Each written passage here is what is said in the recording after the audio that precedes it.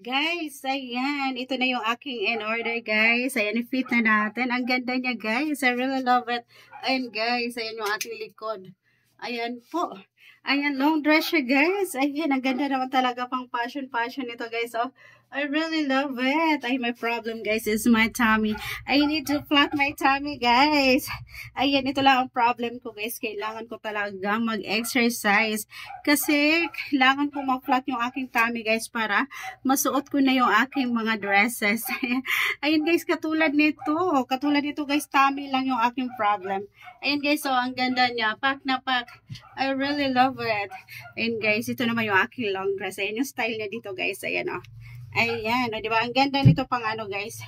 Pang fashion, pang swimming. Ayan, o. Pack na pack. Ayan yung ating likuran, guys. So, nag-shape na siya. My problem, guys, is my tummy. Tummy talaga, guys. Ayan, o. So, this is it, guys. Ayan.